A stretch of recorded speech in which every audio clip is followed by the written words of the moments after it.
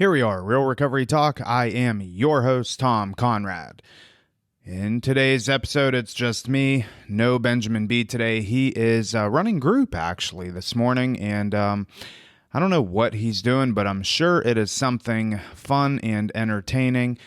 In this episode, what I wanted to discuss is how vulnerability plays a big effect in our sobriety and in our recovery, and why it's so important to be able to be vulnerable. Because if we're not vulnerable, we're not really growing. So that's what we're going to discuss in this episode. So first thing that I want to do is give you an update on my dad. A couple weeks ago, I put out a video / podcast about the recent event that happened with my father. He did, in fact, have a massive stroke, as you know, and it severely impaired his vision and his memory. His short-term memory, it appears right now, is what has been most affected, and his short-term, or his vision, is something that seems to be incrementally coming back. I don't know, only time will tell. Right now, he is in what is called a skilled nursing facility, and he's been there for about a week. And he's honestly making a lot of good progress, and I can't be happier for him. And it's honestly, it's not a blessing, of course. I don't want to be going through this, but in the end, I can see how it has benefited myself and my family and a lot of my relationships. I took a lot of things for granted, and this experience has been an opportunity for me to really kind of look at things from a different perspective. So all in all, he's doing well. I've gotten a lot of text messages, just direct messages, and I'm happy. It's thus far a good experience, and I've been there every single day, either myself or my wife, and he's gotten to see the grandkids, and he knows their names and stuff like that. So it's really cool to see. He didn't lose any of his mobility. He can walk, he can talk, he can feed himself, he can do all the normal ADLs, and so it's okay. Things right now are okay. What I'm doing now is trying to navigate what next steps are going to be for him, and kind of where he's going to end up landing after the skilled nursing facility. So as it stands right now, he's going to be there for probably another week, and we got to navigate what we're going to do. So anyways, that's the update on him. So let's get into the topic of discussion for today. I wanted to really hone in on the word vulnerability and why it is so important to incorporate in our sobriety. A lot of times when people are newly sober, they have a tough time opening up. And in my opinion, and I did not look up the definition of vulnerability, I kind of have what I think it is. It's being open. It's allowing yourself to talk to people, to tell people what's going on in your life, and just talking about your struggles, talking about your pitfalls, and talking about your wins and the things that are going good, and just have an open communication with people. That is what I look at vulnerability as. And myself, it's not hard for me to be vulnerable because it is something that I have grown into over the years. But I think it is important to discuss for people in their early stages of sobriety, because if we can become vulnerable in the very beginning of this whole process, it tends to make things a lot easier, and you gain more in your sobriety, and you have more of a solid foundation. So the first thing that I noticed when I started becoming more vulnerable with people and the people around me is I started to notice that I had more like internal growth per se. Now, I'm not vulnerable with people that I don't trust. I'm not vulnerable with people that I feel like they could hurt me. So I think it is important to have a core group of people that you can be vulnerable to. Who's that going to be? It could be a therapist. It could be your best friend. It could be your parents. It could be your sponsor, your sober support network. But have a group of people that you're okay being vulnerable with, that you know that if you go to them with some sort of piece of information, that it will stay there and they can give you feedback or whatever the case is. I have probably 5 to 10 guys that I know if I reach out to them at any given time, I will get the answer that I am looking for. And a lot of times it's not the answer that I want, but it's the answer that I need. And when I was able in the very beginning to start talking about what was really going on in my life, it made things easier. It made things just more palatable. Because what I found was I wasn't unique to this situation, whatever the case may be. I found through talking with people that a lot of times they have gone through the same situation and they were able to give me feedback based off of what their experience was and how I could handle this specific situation, whatever that situation may be. And I like to just call that wisdom. And that is what we are doing whenever we're being vulnerable with people. We are seeking wisdom from others. During this whole sobriety journey, there's a lot of twists, there's a lot of turns, there's ups, there's downs. It's not, as Ben would say, it's not always rainbows and Red Bull. And that is the honest to God's truth. There are a lot of times where I was in situations that seemed very just, they were bad. They were bad situations that I did not want to be in. In my early sobriety, I would catch feelings for somebody only to find out that the feelings weren't mutual, and it hurts, but it was something that through those experiences comes growth, and being able to be vulnerable allowed me to get to the other side of these experiences. I oftentimes reference, in my first year of sobriety, there was a female that I had feelings for. It happens, and you hear it all the time. Don't get into a relationship in the first year. Listen, it's not a written rule. It's just something that it's important to recognize, to try and not get into any sort of romantic relationships. They say for a year. I don't know. For it's different for everybody.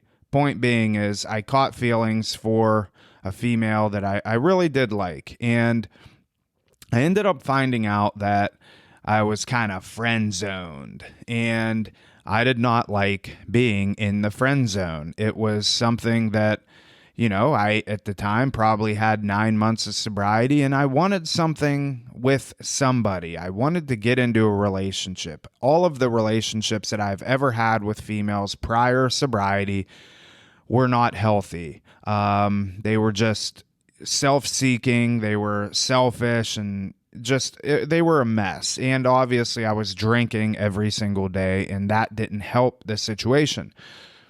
So I found myself at 9 months of sobriety. She didn't have the same feelings for me as I did for her. The thing is that she was more vulnerable in the way that she communicated these things to me than I was to her. She had no problem telling me, hey, listen, I love being your friend. You're one of the greatest guy friends that I have, and I want it to stay that way. I don't have the same feelings for you as it appears you have for me. And that sucked. It was terrible. It was really the first time I had experienced any sort of heartache in sobriety. But what did I end up doing was I called up a couple of guys that I knew that were going to help me through the situation. And looking back on it now, it wasn't a huge deal, but in the moment, it was a very big deal. So I talked to these guys, and they helped me through it, and they had gone through the same situations with other people. And it was because I was able to do that I ended up getting through to the other side. And lo and behold, me and this girl, we had a good relationship moving forward. And, we obviously ended up, our lives had changed and we grew apart, and it was, but it was okay. We were good. It wasn't something that we had to, dwell on, I suppose. Once I found out the kind of the ins and outs and why it was important to not get into a relationship, that was really what kind of catapulted me into more of a solid foundation of sobriety. After that experience, I knew, okay, this wasn't good for me. I need to just focus on myself. And I had gone on a few dates over the next couple of years with some females, but it never panned out until I was 3.5 years sober, and I met my wife as of today. And I honestly believe that was something that, God blessed me with. It was a sacrifice that I consciously made. I knew that if I was going to go out and intentionally just, go on dates with girls, try and sleep with girls, do whatever, that I wasn't going to ultimately find the person that I wanted to be with. And it was true. I mean, so I made the conscious effort to not get into a relationship moving forward. And I knew that God, at some point in time when I was ready, was going to put the right person in front of me. And that is surely what happened. And super grateful for that experience. I started becoming more vulnerable with people. It allowed good feedback. And why I think it is so important for people when they are newly sober. Most people enter into a treatment facility of some capacity when they get sober, and that is when the vulnerability really needs to start, because you have a therapist, you have group facilitators, you have a core group of people around you that are going through the same experiences as you, but have the same end goal in mind, which is to stay sober.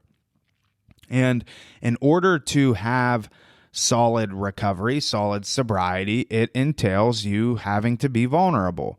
And we only get what we put out. So we have a lot of times here at Rock Recovery Center, we have clients that come in and they just go through the motions. It's just, they go into their individual session and they don't really talk about much. They'll talk about, what they had for dinner last night and the cool movie that they watched and the new Netflix series that they're watching. There's no growth in that. The therapist is there for a specific reason, and that specific reason is to help you get through a lot of the stuff that is fueling your addiction. But the therapist only has so much that he or she can work with. So we encourage all of our clients, when they come in the very beginning, get vulnerable, because this is a very short period of time that you are with us, and you'll have, probably 9, 12, maybe 15 individual sessions with a therapist over the course of 60 to 90 days. And in those sessions, that therapist needs to have something to be able to work with.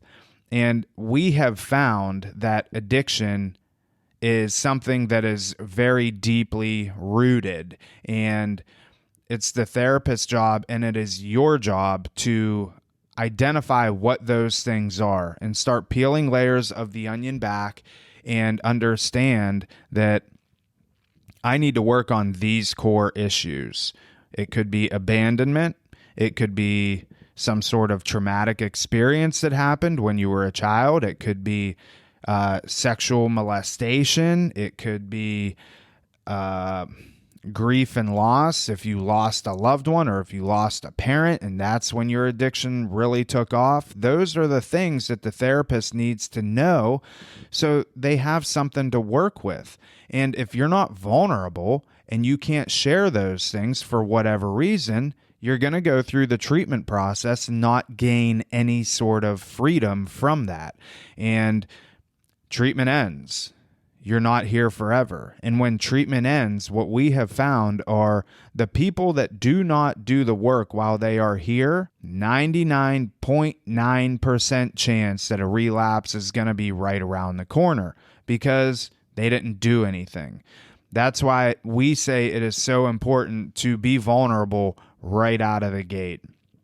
Find people that you trust. Find people that you can attach your emotions to, that you know, hey, if I share this with you, you have no ill will, you have no ulterior motive, you just want to help me. And you'll get through those experiences, and it will be something that is so fruitful for you that it will just, it'll continue. And being vulnerable with people will become a lot easier, I promise you. But if you're not vulnerable and you're not willing to be open and honest with people, your sobriety is not going to be worth having, and eventually you'll use again. And that's just the honest truth. I wish it were different, but it's not.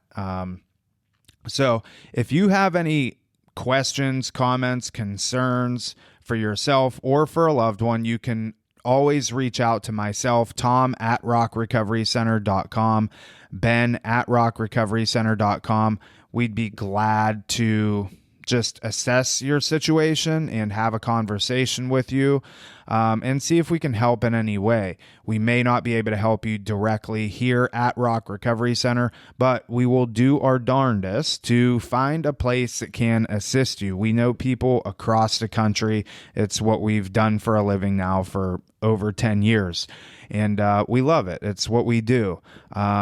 I do not consider this a job by any stretch of the imagination. This is something that I get a lot of enjoyment out of, and we just share our experiences with you all, and it's very gratifying for us. So again, Tom at rockrecoverycenter.com, Ben at rockrecoverycenter.com, and we look forward to hearing from you. Please, if you have a second, leave us some sort of review on iTunes. It really does help us. Share this episode with somebody. If you're watching on YouTube, share it with somebody. People need to see this stuff, and ultimately what we want to do is help you turn your mess into your message. That is it. We will see y'all later.